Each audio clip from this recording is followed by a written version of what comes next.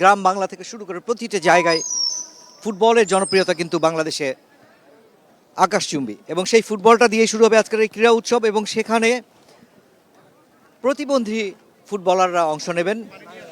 এই প্রতিবন্ধী ফুটবলারদের প্রতিযোগিতা দিয়ে আজকের এই উৎসবের উদ্বোধন হবে, এবং সেই খেলা দেখার জন্য কিন্তু অপেক্ষা করছেন অসংখ্য মানুষ।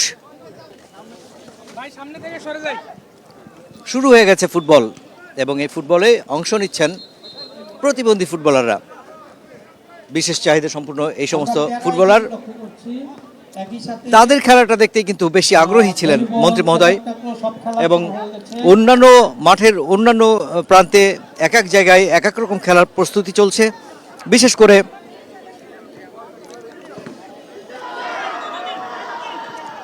মাঠের বাম দিকে রয়েছে ভলিবল, ডান দিকে রয়েছে কাবাডি। এইভাবে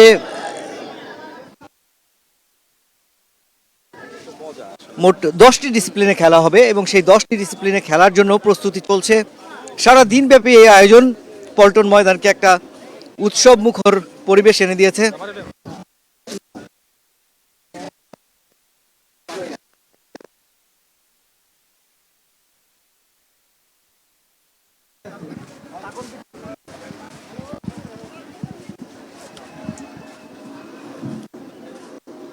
এই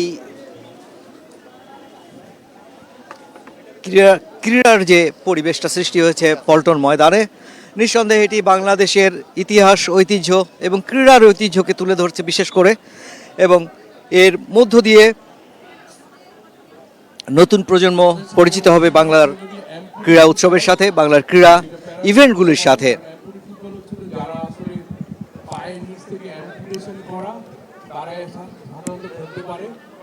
এবং এখানে দেখছেন যে একদম এখানে 7 সাইড খেলা হচ্ছে, এক এক দল হচ্ছে 7 জন করে খেলছেন।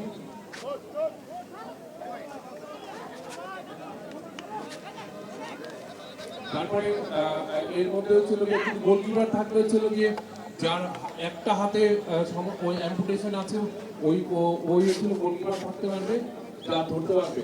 আর অন্যরা সবাই হচ্ছিল পায়ের নিচ থেকে যারা অ্যাম্পুটেশন করা, ওরাই সাধারণত এই ফুটবল খেলে। Bangladesh national paralympic world amputee football ফেডারেশনের রেকগনাইজ অর্গানাইজেশন, মানে এই জন্য হচ্ছে যে national paralympic committee of Bangladesh আমাদের ওয়ার্ল্ড অ্যাম্পুটি ফুটবল ফেডারেশনের রেকগনাইজ একমাত্র ন্যাশনাল প্যারালিম্পিক কমিটি হচ্ছিল গিয়ে অ্যাম্পুটি ফুটবল খেলতে পারে।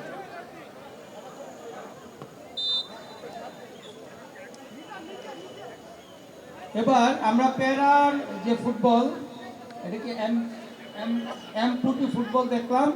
আমি রেফারিদের অনুরোধ করছি যে আপনারা আপনাদের এই খেলাটা এই 30 সেকেন্ডের ভিতরে শেষ করে দেন, তারপরে আমরা ম্যাচ পরে দেখব। এইটা ডিসপ্লে হয়ে গেল, উইদিন 30 সেকেন্ডস আপনার খেলা শেষ করে দেন। তারপরে আমরা শুরু করব ভলিবল।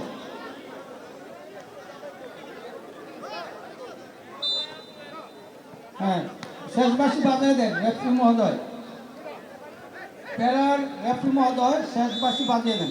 ধন্যবাদ।